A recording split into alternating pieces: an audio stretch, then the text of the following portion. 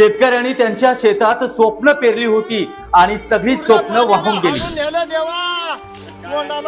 काय खावा आता लेकरं बाळ कसं पोसाव। पीक वाहून गेलं आणि पंचनाम्यासाठी कुणीच नाही आलं म्हणून नांदेड जिल्ह्यातील शेतकऱ्याची नदीत उडी मारून आत्महत्या करण्याचा प्रयत्न। आमची बेकार परिस्थिती झालेली आहे आणि हे निर्लज्ज सरकार आम्हाला काही सुद्धा मदत देत नाही। रोजच्या गलिच्छ राजकारणाच्या ब्रेकिंग न्यूज येतात पण शेतकऱ्याचा टाहो कुणी ऐकणार का हो। एक पीक राहिलेलं नाही, गावातलं काय अन्नधान्य जनावर शेळ्या जमीनचं तर काय दहांतर खरून गेलं पण ही माती सध्या राहिली नाही। कर्जमाफीचं आश्वासन दिल्यानंतर प्रतीक्षेत असणारा शेतकरी आता पुन्हा नुकसान भरपाईच्या प्रतीक्षेत। पीक बी समजा गेलं आमचं, लगेच आम्हाला मदत देऊन तर आम्ही आत्महत्या करणार। साहेब लक्ष द्यावं या पोशिंद्याकडे। उभं पीक वाहून गेलं, तुम्ही शेतकऱ्यासाठी काय केलं? डोळ्यात अश्रू भरलेल्या शेतकऱ्याचा सरकारला सवाल। साहेब शेतकऱ्यांच्या आत्महत्यांचं प्रमाण वाढेल, त्यांचं कुटुंब उघड्यावरती पडेल, त्यांची पोरं पोरकी होतील। आता तरी लक्ष द्या मायबाप सरकार। नाही जर शासनाने काही नुकसान भरपाई दिली आत्महत्या करण्याशिवाय दुसरा मार्ग नाही। हंबरडा फोडणाऱ्या शेतकऱ्यांचा आक्रोश तुम्हाला दिसेल का? नेहमी सारखंच आता देखील होईल का? आश्वासनाचा पुन्हा पूर येईल का? सरकार खरंच डोळे उघडून शेतकऱ्याकडे पाहिल का? अशा एक ना अनेक प्रश्नाची उत्तरं हे निरुत्तरच राहतील का? पहा आजचा स्पेशल एपिसोड। साहेब पिकासंग माती वाहून गेली, आता तरी नुकसान भरपाई देणार का हो साहेब?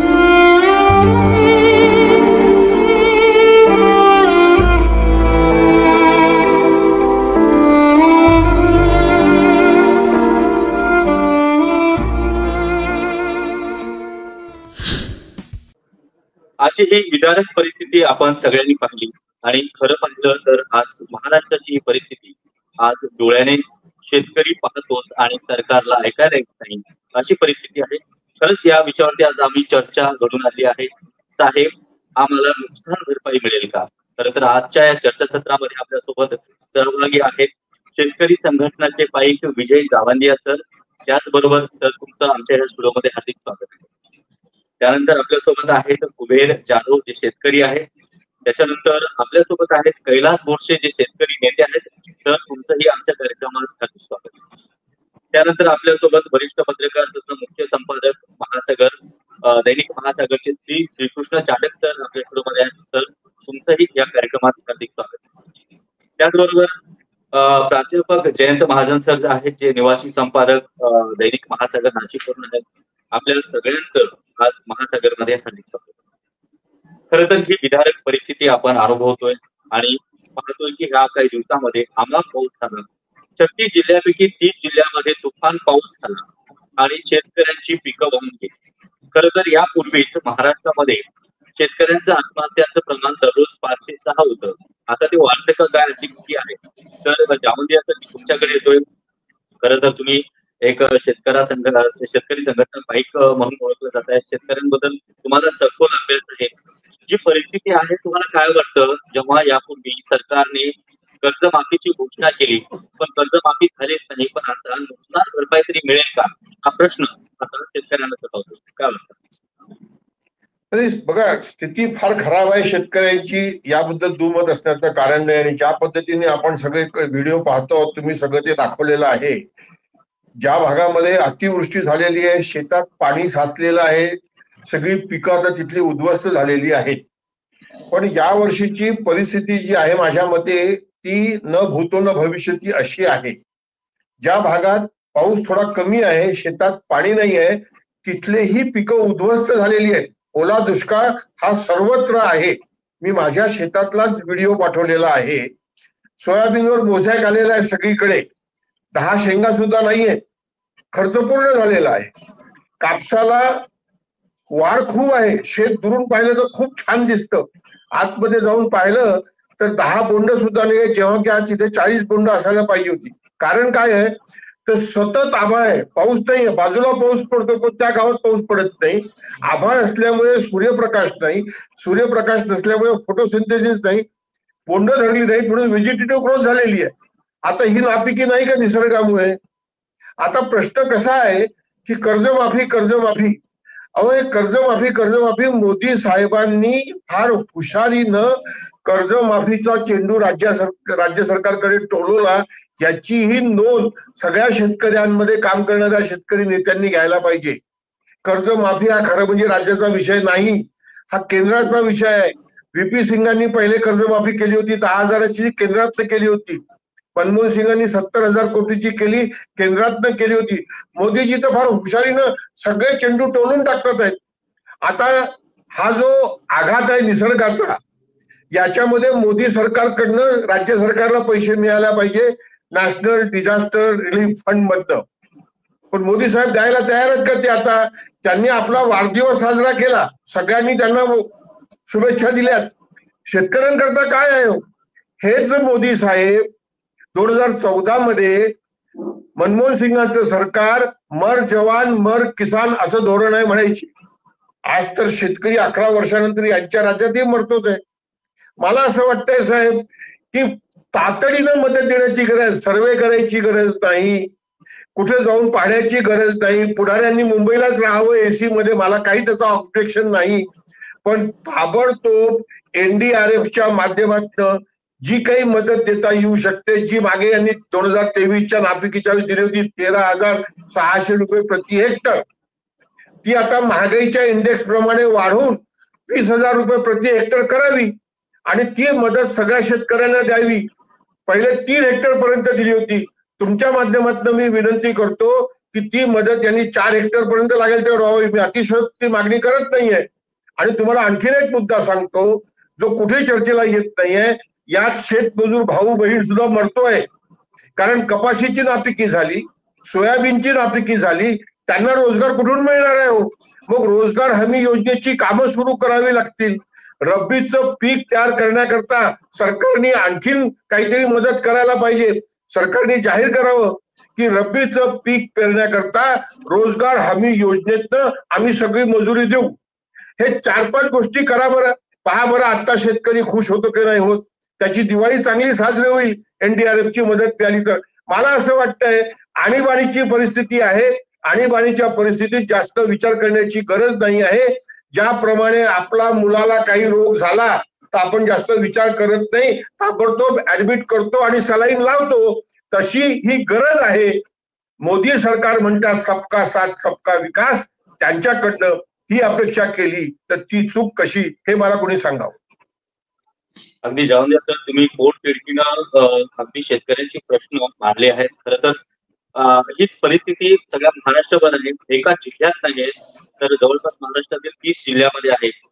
मी कैलास बोरसे तर तुमच्याकडे जो तुम्ही देखील एक शेतकरी नेते आहात, बघायला गेलं तर आज सरकारमध्ये बसलेली सगळी मंडळी हे आपापल्या कामात व्यस्त आहे. एक ज्या पद्धतीने शिंदे सरकार जे आहे ते पक्ष प्रवेशामध्ये बिजी आहे, तर काँग्रेसचे सभा घेण्यामध्ये बिजी आहे, तर ठाकरे बंधू हे दसऱ्या मेळाव्यामध्ये बिजी आहेत.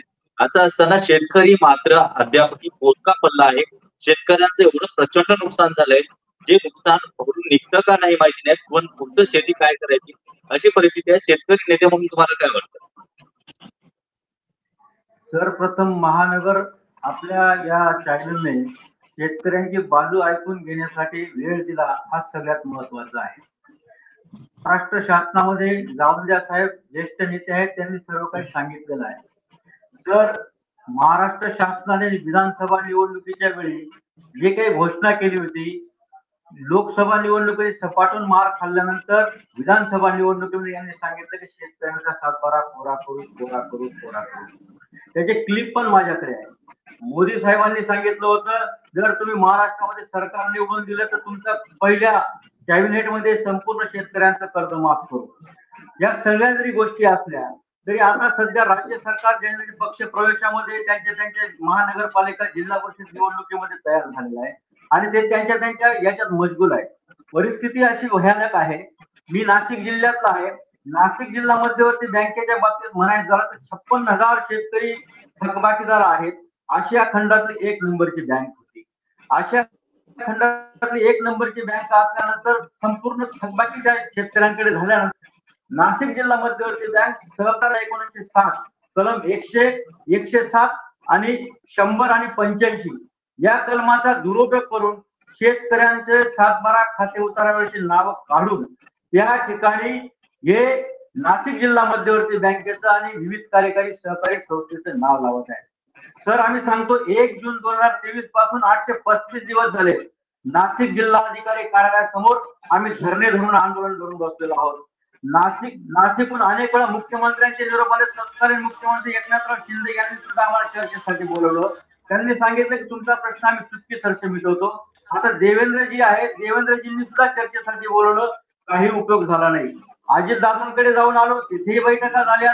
नाशिक जिल्ह्यामध्ये वारंवार सिंहस्थाच्या कामाच्या निमित्ताने मुख्यमंत्री तिथे अनेक मंत्री महोदय नाशिकमध्ये आहेत, 4 मंत्री आहेत. कृषी मंत्री मागील जे होते ते नाशिक जिल्ह्यातलेच होते.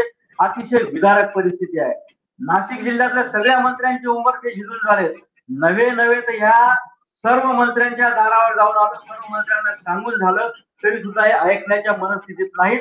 परिस्थिती जर पाहिली तर 56,000 शेतकऱ्यांमध्ये जवळजवळ 17,000 शेतकऱ्यांच्या 7/12 खाते उतार्यावरचे नाव नामशेष 2023 मध्ये करण्यात आलेले आहेत आणि बाकीचे उर्वरित जे आहेत ते आता आता या घडीला म्हणजे जवळजवळ 56,000 शेतकऱ्यांची नावं 7/12 खाते उतार्यावरून एवढ्या 6 महिन्यामध्ये गायब होणार आहेत. ब्रिटिश सुद्धा इतके खालच्या थराला वागले नाहीत. एवढ्या खालच्या थराला वागले नाहीत. अशी परिस्थिती यांनी केलेली आहे. ऐकू सर ना? हो बरोबर आहे. मला हा प्रश्न ब्रिटिश सुद्धा तुम्ही ज्या पद्धतीने प्रश्न मांडता, सरकार याकडे कुठेतरी कानाडोळा करतंय हे भूमिका आपण या ठिकाणी मांडताय. तर सरकारची शेतकऱ्यांकडे दुर्लक्ष असल्याची भूमिका आज प्रत्येक क्षेत्रामध्ये मांडल्या जाते. मी नाशिकचे जे आमचे निवासी संपादक आहेत जयंत महाजन, मी त्यांच्याकडे येतोय. खरं तर शेतकऱ्यांबद्दल लिहिणारा पेपर, शेतकऱ्यांच्या प्रश्नाला वाचा फोडणारा पेपर म्हणून महासागरला ओळखलं जातं. आज एवढं लिखाण केल्यानंतर एखाद्या वेळेस पेपरमध्ये बातमी आल्यानंतर त्याची दखल घेतली जायची. आज शेतकऱ्याची अशी परिस्थिती आहे की पूर्ण महाराष्ट्रभरामध्ये शेतकरी हा पूर्ण कर्जबाजारी झाला आहे. कर्ज घेऊन शेती करत होता. पाण्यामुळे सगळी शेती व्हायला गेली. काय सांगाल तुम्ही? ही वस्तुस्थिती ही आहे की शेतकऱ्यांना गांभीर्याने घ्यायला कोणतंही सरकार तयार नाही. आज शेतकऱ्यांची अवस्था इतकी वाईट झालेली आहे की शेतकऱ्यांची पोरं आता आपल्या आई बापाला दोष द्यायला लागलेले. तुम्ही आम्हाला त्याच वेळी घराच्या बाहेर पाठवलं असतं तर बरं झालं असतं. म्हणजे एखादी MIDC मध्ये एखादी इंडस्ट्रीमध्ये कामाला गेलेला पोरगा महिन्याला निदान काहीतरी शाश्वत रक्कम घरी घेऊन येतो. तो शेतकरी आता जावंदिया साहेब म्हटल्याप्रमाणे की शेतामध्ये जर काही हाती येणारच नसेल तर आयुष्यभर कष्ट करण्यात काय मजा, म्हणून एक नैराश्याची भावना शेतकऱ्यांच्या पुढच्या पिढीमध्ये तयार झालेली आहे. आणि आताच परत तुम्हीच तुमच्या अँकरिंग मध्ये सांगितलेलं आहे की सरकार कोणत्या याच्या मग्न आहेत. मी तुम्हाला सांगतो की महाराष्ट्रामध्ये 36 पैकी 30 जिल्हे असे आहे की अतिवृष्टी झालेली आहे. कोणालाच जायला वेळ नाहीये. आता तुम्ही बघा, आता मी टीव्हीवर आता पाहत होतो, तुमच्या विदर्भामधली जी हानी झालेली ती हानी पाहण्याऐवजी गरबा खेळण्यामध्ये मुस्लिमांनी येऊ नये यासाठी तेथील मंत्री जे आहेत चंद्रशेखर बावनकुळे ते म्हणाले की ठीक आहे, आयोजकांनी निर्णय घेतला मुस्लिमांनी येऊ नये. तर ते अरे हिंदू मुस्लिम राहिलं का इथं? सगळं जीवनाचं उद्ध्वस्त व्हायची वेळ आलेली, शेतकरी उद्ध्वस्त व्हायची वेळ आलेली. एकेकाळी लक्षात घ्या, एकेकाळी कामगारांच्या संघटना होत्या इंडस्ट्रीमध्ये, त्यांच्या प्रश्नाला वाचा फोडणे संघटना रस्त्यावर यायच्या आणि उद्योजकाला किंवा भांडवलदारांना त्यांच्या मागण्या मान्य कराव्या लागायच्या. आज शेतकऱ्यांचे एकच मायबाप म्हणजे सरकार आहे. पण सरकारने पाहिलेलं शेतकऱ्यापासून काहीच अडत नाही. त्यांचा आम्ही छळ करू, यांना त्या हिटलरासारखं छळ छावणीत कोंडलं तरी हे मला मतदान करतात. त्यामुळे सरकार बिनधास्त आहे. प्रत्येक पक्षाचे राजकीय मेळावे चालू आहे. पुढील येणाऱ्या स्थानिक स्वराज्य संस्थांच्या निवडणुकीमध्ये प्रत्येक पक्ष बांधणीसाठी घराबाहेर पडलेला आहे. शेतकऱ्यांसाठी कोणीच बाहेर पडायला नाही. तुम्ही बघा, बांधावर शेतकरी रडतोय. चित्र इतकं वाईट असतं का पाहिल्यानंतर आपल्या डोळ्यात पाणी येतं का यांना वाली कोण आहेत. आणि मग नदीत उडी मारून देतात, कुणी वीज घेऊन घेतात, कुणी अधिकाऱ्यांसमोरच विहिरीत उडी मारतात. आत्महत्या सुरू झालेल्या आहे. म्हणजे आता हे जे जो मार्ग त्यांनी निवडलेला आहे तो चुकीचा जरी असला तरी शेतकऱ्याला असं वाटतं की मला कोणीच मदतीचा हात देऊ शकत नाही. ठीक आहे, मनमोहन सिंग सरकार असेल किंवा त्या काळात शरद पवारांनी त्यावेळेचं सरकार असेल केंद्रातलं, यांनी धडाधड शेतकऱ्यांना मदत केलेली. गैरफायदा घेणारा एक भांडवलदार वर्ग शेतकऱ्यांमधला असतो, तो त्याचा फायदा त्यांनी घेतलेला आहे. परंतु 5% फायदा घेणाऱ्यांसाठी 95%कडे दुर्लक्ष करून चालणार नाही. ज्यावेळेस शेतकरी संघटना त्यावेळेस जोमत होती, ज्यावेळेस ताकद होती, जवांजा साहेब साक्षीदार आहे शरद जोशींच्या त्या काळामध्ये पण की शेतकरी ज्यावेळेस रस्त्यावर आला त्यावेळेस सरकारला त्यांच्या मागण्या मान्य कराव्या लागल्या. आता शेतकरी संघटित नाही असं वाटायला लागलेले, विभागले गेलेले, आणि कोणता शेतकरी नेता आपल्याला आपल्या जाळ्यात ओढून त्याचं एकट्याचं कल्याण करून टाकायचं, बाकी शेतकरी मेले तरी चालेल. त्यामुळे शेतकऱ्यांचं नेतृत्व देखील शिल्लक राहिले नाही. 4-2 जे नेते मंडळी आहेत आता त्यांच्याच भरावर आज महाराष्ट्र चालू आहे. सर, तुम्ही ज्या पद्धतीने सांगितलं की खरं तर अतिशय विदारक ही परिस्थिती असतानाही आज सरकारचं दुर्लक्ष होतं, हे तुमचंही मत आहे. मी जे श्रीकृष्ण चांडक सर जे आहेत पत्रकारितेमध्ये एवढी वर्षे त्यांनी घालवली आहेत, तर शेतकऱ्यांचे प्रश्न ते त्यांनी स्वतः शेती केलेली आहे. तर चांडक सर, मी तुमच्याकडे येतोय.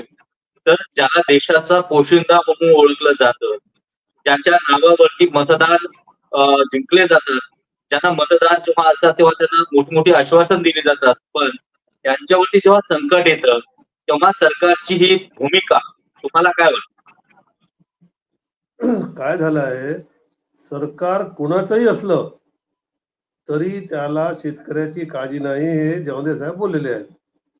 मला सांगा तुम्ही, 16 लाख कोटी रुपयांचं भांडवलदारांचं उद्योगपतीचं कर्ज माफ झालंय, बँकांनी माफ केलं आहे, आणि ह्या कर्जाची भरपाई करण्याकरता प्रत्येक बँकेने भरमसाठ इतका त्यांनी हे लावलेलं आहे. प्रत्येक गोष्टीसाठी साधा चेक बाउन्स झाला तर 500 फाईन, अमुक झाला तर 200 फाईन, अमुक झाला 300 फाईन.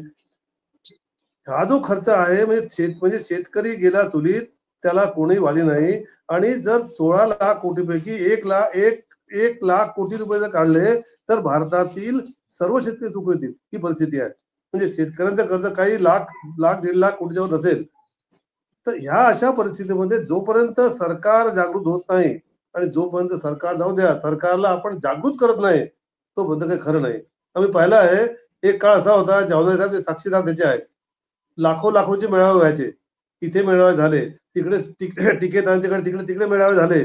म्हणजे त्या काळामध्ये शेतकऱ्यांची जी किंमत होती, शेतकऱ्यांची जी हिंमत होती, ती हिंमत खचलेली आहे. आता शेतकरी रडतो आहे, शेतकरी नेते विभागलेले आहेत, आणि प्रत्येकाला मी सांगतो, लिहून घ्या तुम्ही, प्रत्येक शेतकऱ्याला आपलं भविष्य अंधकार वाटतं. शेतकऱ्याच्या मुलाला कोणी मुलगी देत नाही. शेतकऱ्याच्या मुलगा जर चपराशी असला तर त्याला माहित आहे तिथे त्याला 10-15 हजार मिळतील, त्याला देईल मुलगी. पण शेती आहे म्हटलं त्यावर 10-20 एकर म्हणजे तरी त्याला मुलगी मिळणार नाही. म्हणजे शेतकरी हा जगातील आपल्या भारताची म्हणतोय, भारतातील सर्वाधिक दुर्लक्षित प्राणी आहे, अशी परिस्थिती आहे. परत त्याचा संसार आहे, आणि आमचा जो भाग आहे, हा आमचा भाग म्हणजे आम्हाला विदर्भ म्हणण्यापेक्षा आम्ही आत्महत्याग्रस्त प्रदेश म्हणा. आता विदर्भ म्हणजे आत्महत्यांचा माहेरघर अशी परिस्थिती आता झालेली आहे. विदर्भच नाही, आता त्याचं लोण आणखी पसरलेलं आहे. म्हणजे शेतकऱ्यांच्या आत्महत्येबद्दल आता लोकांनाही, सरकारलाही ती आत्महत्या कशी शेतकऱ्याची नाही आहे, उलट काही अपघात वगैरे म्हणतात ते, म्हणजे त्या शेतकऱ्याला मदत मिळू नये ही सरकारी अधिकाऱ्याची अपेक्षा असते. म्हणजे तुम्ही सांगा मला, आई म्हणजे तुम्हाला आई दूध देत नाही आणि बाप मरू देत नाही, अशी परिस्थिती झाली आमची आता. दुसरी गोष्ट महत्वाची हे आहे की या बाबतीमध्ये शेतकरी एकत्र आले होते मुंबईमध्ये, दिल्लीमध्ये. काय झालं, बिचारे 1.5 वर्ष तिथे राहिले, 700-800 लोक मरण पावले, आणि झालं काय शेवटी, 0 बजेट. त्यांनी ती ठराव मागे घेतला, ठीक आहे, बरोबर आहे. बट हे जे मरण पावले शेतकरी त्यांचं काय, आणि पुन्हा आता जी शेती होती तेव्हाही ते झालं. म्हणजे सरकारला शेतकऱ्यांना कशा प्रकारे दाबून ठेवणे, आणि आपले मेळावे काय मोठमोठे सर्व पक्षाचे मेळावे, सर्व पक्ष मेळावे, सर्व पक्ष एक वाक्यता आहे सगळीकडे, शेतकऱ्यांना गाडून टाका, बाजूला ठेवा आणि आपला राजकारण करा, अशी परिस्थिती आहे. बरोबर सर, अतिशय महत्वपूर्ण तुम्ही ही माहिती सांगितली आहे की शेतकऱ्यांचा कुठेतरी सरकार फायदा घेतो पण शेतकऱ्यांचा फायदा करत नाही. बरोबर आहे सर. जावंदिया सर, मी तुमच्याकडे पुन्हा येतोय. महत्वाचा मुद्दा असाच येतोय की शेतकऱ्यावरती जेव्हा संकट येतात तेव्हा शेतकऱ्याकडे कुठलाच पक्ष जात नाही, पण शेतकरी नेते देखील विभागले गेले. त्याच्यामुळे आज आपण खरंच पाहतोय, आपल्या सुरुवातीच्या क्लिप मध्ये ज्या पद्धतीने पाहतोय, शेतकरी फक्त सोशल मीडियावरती आपला आक्रोश व्यक्त करतोय, रडतोय, पडतोय, पण त्या शेतकऱ्याकडे पाहण्यासाठी कुणाचं हृदय देखील पिळवत नाही. काय वाटतं सर तुम्हाला? आणि आता श्रीकृष्ण भाऊंनी फार छान मुद्दा मांडला दिल्लीच्या आंदोलनाचा. मी फार बोलका माणूस आहे, मी सगळ्यांच्या तोंडावर बोलतो, त्याच्यामुळे मी बदनामी आहे आणि म्हणून अनेक लोक मला बोलवतही नाहीत. पण दिल्लीचं जे 23 महिन्याचं आंदोलन होतं त्या आंदोलनामध्ये MSPचा मुद्दाच नव्हता. हे किती लोकांना माहित आहे देशातल्या? तिथले नेते मला सांगतात की आमचा MSPचा मुद्दाच नव्हता आणि आता तेच नेते फिरून फिरून सांगतात की MSP मिळाली पाहिजे. किती विचित्र परिस्थिती आहे हो ही. बलबीर सिंग राजेवाल जे पंजाबच्या भारतीय किसान युनियनचे प्रमुख नेते आहेत ते मला हैदराबादला भेटले होते KCRनी जेव्हा आम्हाला बोलवतो तेव्हा मी त्यांना म्हटलं बलबीर भाई 23 महीने बैठे आपने MSP का कानून क्यों नहीं मंजूर करवा लिया? तो बोले हमारा मुद्दा ही नहीं था बोले पंजाब के किसानों का, हमको 3 कानून सिर्फ वापस लेने थे. मोदीजींनी 3 कानून वापस घेतले, मोदींचं काहीच नुकसान झालं नाही. पण शेतकऱ्यांचं किती नुकसान झालं हो हे आमचे नेते विचार करायला तयार नाही. मी बोलतो ना तर म्हणता त्याला काहीतरी असतं. प्रत्येकाला मला असं मत आहे की आमच्या देशामध्ये संपूर्ण देशातला शेतकरी जो आहे त्याचे प्रश्न एक आहेत. आम्ही 82 मध्ये किसान समन्वय समिती वर्ध्याला स्थापन केली होती. शरद जोशी तेव्हा विदर्भात आले होते पहिल्यांदा 80 मध्ये तेव्हापासून, आणि ती किसान समन्वय समितीचा मी तेव्हा कोऑर्डिनेटर होतो, नंतर अध्यक्ष होतो. अहो सगळं खूप चांगलं झालं होतं ना. VP सिंगांच्या वेळेस 10,000ची कर्जमाफीही झाली होती. पण नंतर आमच्याच नेत्यांनी WTO आणि त्या डंकेला बिल्ला लावण्याचं काम केलं. तिथे सगळा समाज शेतकरी समाज गारद झाला. आता तेच लोक MSPची मागणी करतात आहेत, तेच लोक कर्जमाफीची मागणी करतात आहेत. 35 वर्ष मूर्ख बनवलं नाही आहे देशातल्या शेतकऱ्यांना या फ्री मार्केटला पाठिंबा देणाऱ्या लोकांनी. आणि आज तुम्ही पहा अमेरिकेच्या ट्रम्प साहेबांनी WTOची ऐशी तैशी करून टाकलेली आहे. ते WTOला मान्यच करत नाहीये. आपण मनमोहन सिंगांचं सरकार असो की मोदीचं सरकार असो अमेरिकेला दबतो, कारण आपल्या H1B व्हिसावर अनेक 3.5, 4, 5 लाख लोक तिथे नोकऱ्या करतात म्हणून. आज तर ट्रम्प साहेबांनी शिक्षण मारली. H1B व्हिसा करता आता $1,00,000 ही फी लागणार आहे. म्हणजे 1 कोटी रुपये द्या. मला सांगायचं आहे की आज शेतकऱ्यांना जो सगळा काही आसमानी संकटाचा भाग, हा आसमानी संकट आणि पुढे असलेलं सुलतानी संकट, या दोन्ही मध्ये पुन्हा या 11 वर्षात सुद्धा काही उत्तर सापडलेलं नाही आहे. शेतकरी आहे त्याच्यापेक्षा वाईट परिस्थितीमध्ये आहे. अजून एक गोष्ट सांगतो मी की आज शेतकरी 4-4, 5-5 एकराचा झालेला आहे. मोदी साहेबांनी 4-4, 5-5 एकराच्या शेतकऱ्यांमध्ये सुद्धा फूट पाडण्याचं धोरण मोठ्या प्रमाणात स्वीकारलेलं आहे. 6,000 रुपये PM किसान सन्मान निधी घ्या, 1,500 रुपये लाडकी बहीण घ्या, थोडस आणखीन मदत घ्या आणि तुम्ही आमचे गुलाम 5 किलो धान्य घेऊन एक नवीन गुलामगिरी या देशावर आलेली आहे. माझी तुमच्या माध्यमातून सगळ्यांना विनंती आहे की या सगळ्या धोरणांचा विचार केला तर या वर्षीची आसमानी, पुढच्या वर्षी येणारी सुलतानी, या सगळ्याचा विचार करून या देशामध्ये एक शेवटचं वाक्य सांगतो, मी नंतर बोलणार नाही. डॉक्टर बाबासाहेब आंबेडकरांनी जी घटना दिली आहे ना, त्या घटनेचा उद्देश होता माणसाला माणसासारखा जगण्याचा अधिकार देणारी राजकीय, आर्थिक, सामाजिक व्यवस्था ती निर्माण करण्याकरता आपण सगळ्यांनी एकत्र आलं पाहिजे. आणि या देशातल्या सगळ्या राजकीय पक्षांनी जर शेतीला प्राधान्य देऊन धोरण ठरवलं नाही तर गावात माणूस राहणार नाही, तो मरत नाही म्हणून जगत राहील, ही माझी व्यथा आहे. सर, मी तुम्हाला आणि बोरसे सरांना एक प्रश्न विचारतो शेवटचा, आपल्याकडे वेळ खूप कमी आहे. खरं तर यावेळेस जे आसमानी संकट आलंय त्याच्यामध्ये शेतकरी मार्गहीन झालेला आहे. त्यासाठी तुम्ही शेतकरी नेते म्हणून किंवा शेतकरी पायी करून दोघं जण काय करू इच्छितात? पहिलं जावेद याचं मी तुमच्याकडे येतोय, कारण आताची जी परिस्थिती आहे त्यावरती अद्यापही उत्तर मिळालं नाही. उत्तर साधं आहे. मी सुरुवातीला सांगितलंय ते तुमच्या लक्षात द्यायला मला माफ करा. मी म्हटलंय की NDRF national disaster relief fund यातनं जी मदत देण्याची तरतूद आहे 13,600 रुपये प्रति हेक्टर. या शिंदे सरकारने 23 ची मदत आम्हाला दिली होती 3 हेक्टर पर्यंत 40,600 रुपये. ती मदत आता इंडेक्स प्रमाणे महागाईचा भत्ता सगळ्यांचा वाढलेला त्याप्रमाणे वाढवून ती 13,600 ची 20,000 रुपये प्रति हेक्टर करावी आणि ती 3 हेक्टरच्या ऐवजी 4 हेक्टर पर्यंत द्यावी आणि ती ताबडतोब द्यावी. वाट पाहू नये आता त्याचा सर्वे करायची गरज नाही आहे. प्रत्येकाचं खातं तुमच्याजवळ आहे ना, पटवारी आहे, रेव्हेन्यू इन्स्पेक्टर आहे, कृषी अधिकारी आहे, कलेक्टर आहे, तहसीलदार आहे, द्या ना ती मदत. आणि तुम्ही पहा ती मदत जर दशऱ्याच्या आत दिली ना तर शेतकऱ्यांचे चेहरे चमकू लागतील, आत्महत्याकडे जाण्याची वेळ येणार नाही, हे मी सांगितलं. आणि दुसरं हे सांगितलं की रब्बी पिकांकरता रोजगार हमी योजनेतनं तुमची पेरणी आणि कापणी यावर्षी आम्ही करून देऊ आणीबाणीची परिस्थिती म्हणून, म्हणजे मजुरांनाही काम मिळेल आणि मजुरांना जे आता येत आहे की कापूस नाही, सोयाबीन नाही, मजुरी नाही, त्याचंही उत्तर सापडेल. या दोन गोष्टी करा ना हो, हे उत्तर आहे याच्यावरचं. बोरसे सर, मी तुमच्याकडे तो ज्या पद्धतीने जावंदिया सरांनी सांगितलं आहे या गोष्टी सहज सरकारला करता येतं, पण सरकार ज्या पद्धतीनं बाळ रडल्यानंतर आई दूध देते तशा पद्धतीचे प्रकार आहे. काय तुम्ही सरकारची कानं उघडण्यासाठी तुमची काय भूमिका असेल? नाशिक जिल्हा हा कांद्याचा बेल्ट आहे. कांदा उत्पादक शेतकऱ्यांचा सगळ्यात मोठा बेल्ट आहे. द्राक्ष उत्पादक शेतकऱ्यांचा मोठा बेल्ट आहे. या अवकाळी पावसामुळे हा सगळा शेतकरी नेस्तनाबूत झालेला आहे. या ठिकाणी सगळ्या मंत्र्यांनी सगळ्यांनी या ठिकाणी व्हिजिट केला, पण भरपाई द्यायला कोणी नाही. राज्य सरकार पण द्यायला तयार नाही. मी आदिवासी भागात काम करणारा कार्यकर्ता आहे. महाराष्ट्र राज्यातील जे आदिवासी सहकारी सोसायटी आहेत त्यांचा राज्याचा अध्यक्ष आहे. पण या ठिकाणी 2000 विकास मंत्री असताना तर त्यांनी कर्जमाफीची घोषणा केली. तेव्हा कर्ज होतं सगळ्या शेतकऱ्यांचं 363 कोटी. आता कर्जाची माहिती झाली 1400 कोटी. ही परिस्थिती आहे. कांदा चाळीमध्ये सडतो आहे.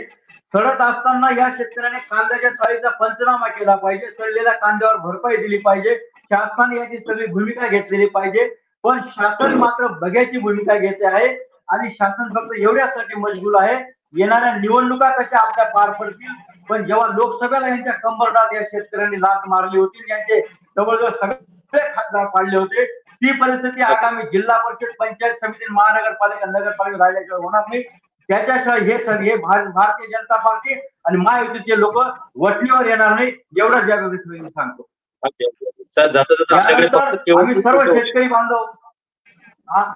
आम्ही सर्व शेतकरी बांधव कर्ज वसुली करू नये, बँकेने त्रास देऊ नये एवढ्यासाठी प्रत्येकाच्या शेतामध्ये काळे झेंडे लावतो आहोत, घरावर काळे झेंडे लावतो.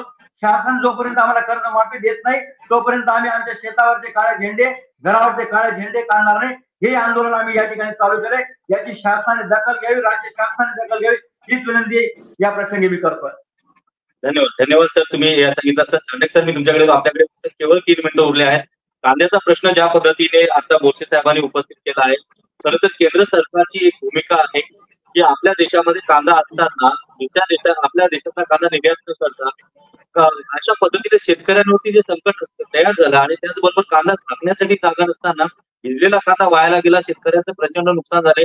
काय सांगाल सर?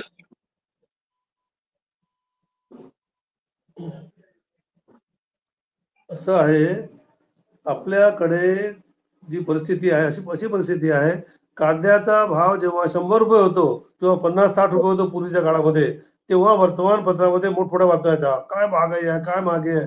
अरे जो 1 लाख कमवतो महिन्याला त्यालाही कांदा महाग वाटतो.